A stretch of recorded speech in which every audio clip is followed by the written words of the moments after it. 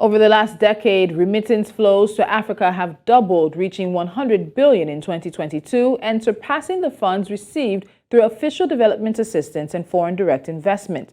However, in recent months, countries such as Egypt, Nigeria, and Ghana have seen significant devaluation of their currencies and a reduction in purchasing power relative to other currencies. This reduced purchasing power also affects beneficiaries who often rely on remitted funds to pay for food, utilities, education, medical treatment, and other needs. For businesses, currency devaluation increased the cost of doing business across borders and globally, which negatively impacts margins and bottom lines.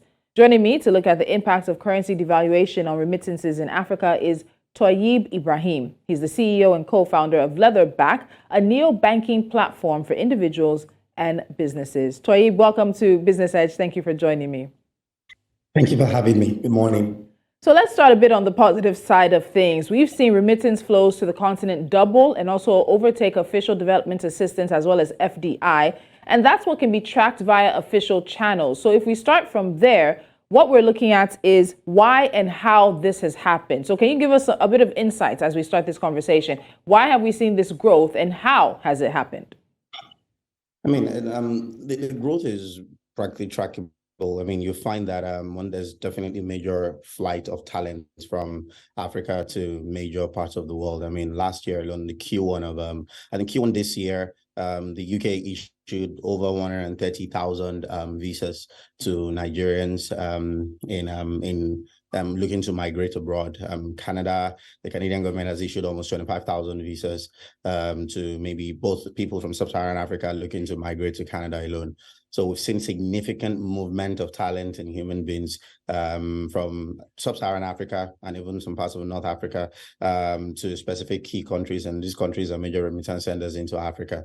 So everything is practically tied together. These things are all connected, and you will find that the migration is connected to the sharp increase in or doubling in remittance flows into Africa. There's also of course the possible stability of some governments. I mean, there are some major issues that some governments have been that took away for that did not attract foreign investors into the continent before. Like look at a country like Nigeria now, where you have a new president in power who's taking perceived to be taking the right kind of decisions, and those kind of actions will definitely help to increase the necessary foreign direct investment into the country. So, but talking about remittance primarily, the migration is a key part in that can be connected to why there's that sharp increase in remittance flows into Africa.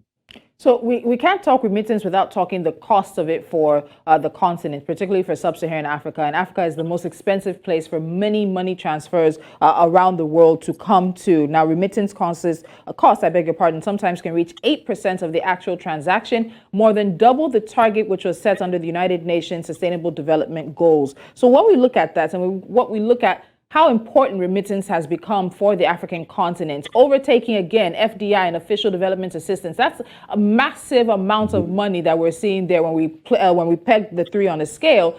How do we bring down these costs, given how important remittances seem to be to many economies across the continent?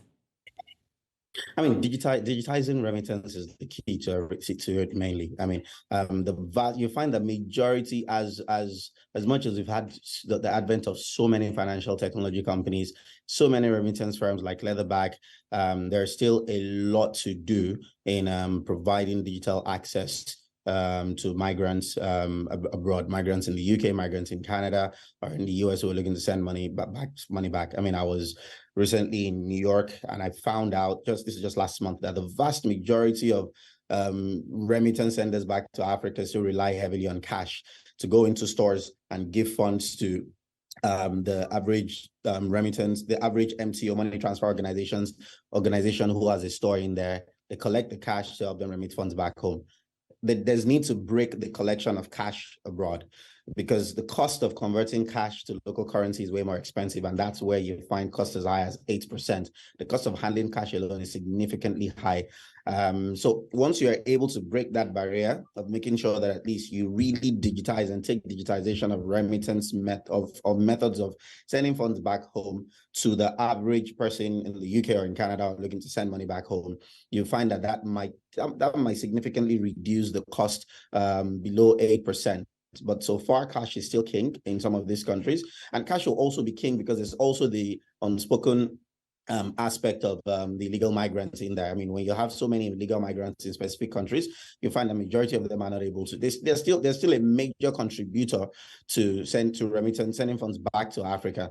And when you find that majority of them are not able to open their basic bank accounts in these countries to be able to get access to digital access of sending money, then it still goes back to them relying on cash. And they have to rely on various methods, the Awala system.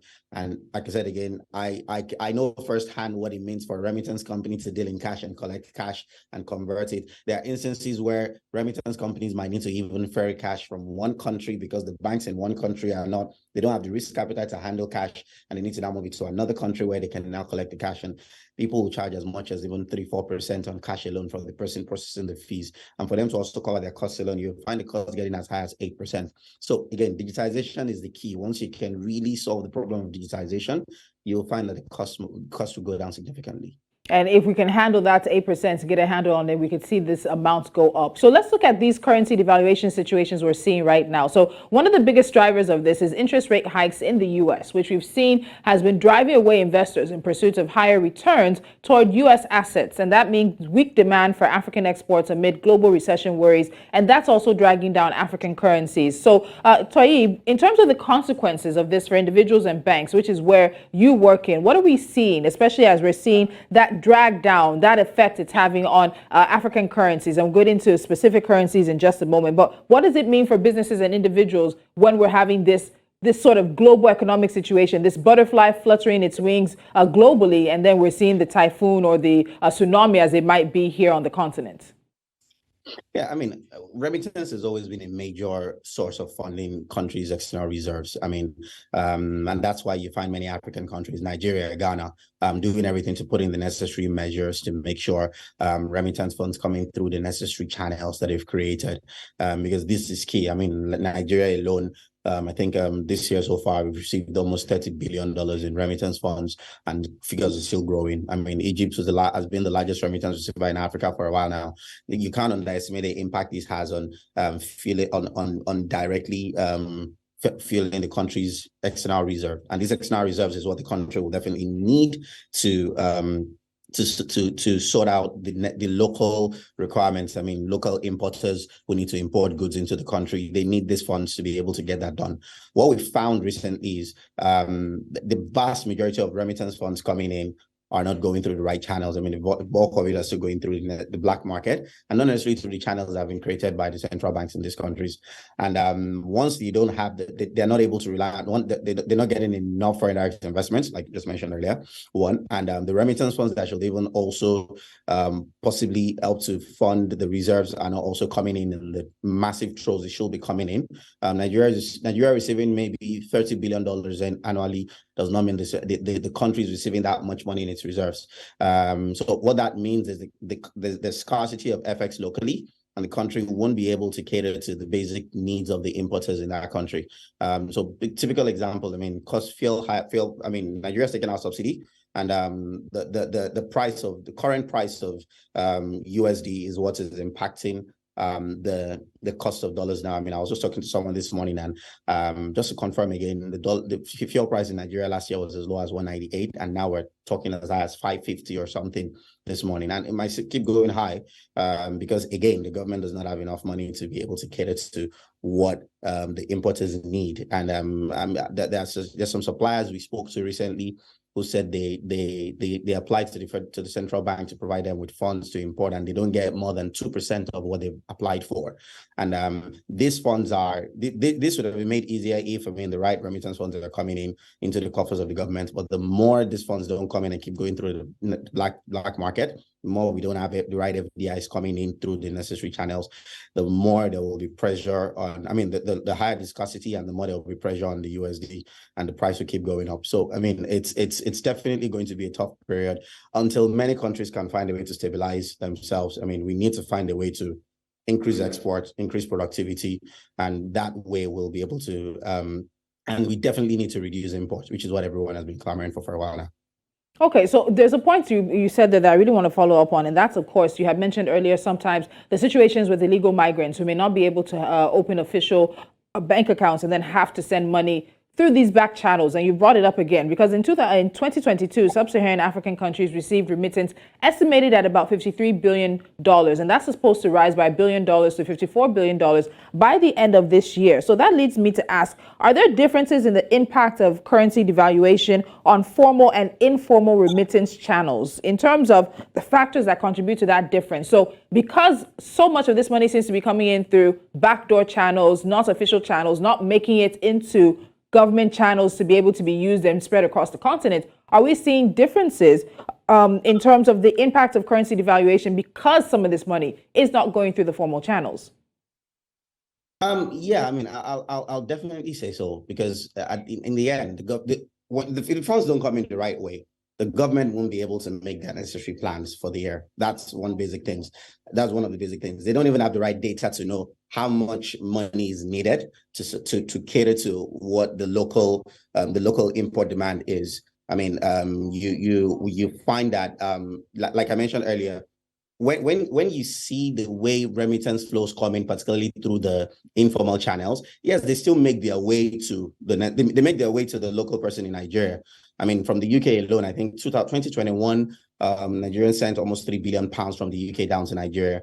That money made its way to someone in Nigeria, to Ibrahim's cousin or nephew or auntie in Nigeria, and they were able to utilize the money properly and all.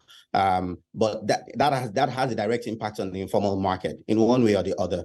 But the formal market on the other end, there's still some funds that will still get into that market, and it's still not in any way at all having any significant impact on that market. So yeah, you're correct. There is that impact on the informal market where on the informal person, on the average person who's relying on the money to feed his family or to sort his farm or do the basic things and all, the money will still make its way down and the person will still get access to it. But on the formal economy itself, the funds, the remittance itself is not having the right kind of impact it should have on the market. Right, Toyeeb, we'll have to round up now, but very quick question. Going back to that projection of remittances to sub-Saharan Africa hitting about $54 billion this year, do we look on course for that? And I guess I'd have to ask, is this going to be via official channels or is this going to be with estimation of this being both official and unofficial channels that we're seeing? And then what are the patterns or trends emerging when it comes to remittance flows during this period of currency devaluation that we need to keep our eyes on? I mean, things are moving very fast. We expect that. I mean, I've seen some stats that have said that remittance is going to be steady, but I mean, and you will find like maybe a 1%, 1.0%, 1.05% increase in remittance inflow into sub-Saharan Africa. But I mean, I beg to differ a little bit because you'll find that if the increase in remittance flows is directly, for me, it's still directly tied to migration. And the more you find, I mean, Canada has just recently opened additional channels. The UK is planning to open up more channels. You find the UAE now has recently also created additional channels for tech talent. I mean, and just to also connect this to how African businesses are definitely struggling beyond just finding remittance funds to sort themselves out. To give a typical example, there was a time when the average African firm will be battling to hire only within local talent pools. But now you find that the UAE, Canada, the UK, the US, all these countries have found that, I mean, African talents are valuable and they found a way to bring them over. So African companies are definitely struggling they're now competing in the global market for the average person, for average talent. So you find that the more the migration pattern increases, the more you'll find that remittance volumes will also increase. So I think there will definitely more funds flowing into sub-Saharan Africa over the next couple of years. You'll find more funds coming in from the UAE, you'll find more funds coming in from the UK, from Canada. And I think that the pattern will go significantly way higher than 1.05%. All right, Toyeeb Ibrahim, CEO and co-founder of Leatherback. We'll leave the conversation at that. And one on remittances is always an interesting conversation because then there's the conversation around how do we make it work for these economies, not just being into the informal sector, but finding their ways into the formalized sector and being more of a positive contributor to GDP growth. Thank you so much for joining me on Business Edge. Thank you for having me. Fantastic. Yeah. All right, and that's all on this episode of Business Edge. Don't forget to follow us on social media. We are at News Central TV. You can also download our mobile app. Go to our website, www.newscentral.africa, and of course, keep up to date with us there. At 12 p.m. West African time, you get News Central Now with all the latest from here in Nigeria, across the continent, and around the world. I'm Tolulope, Adeleru-Balogun. Do have a fantastic day.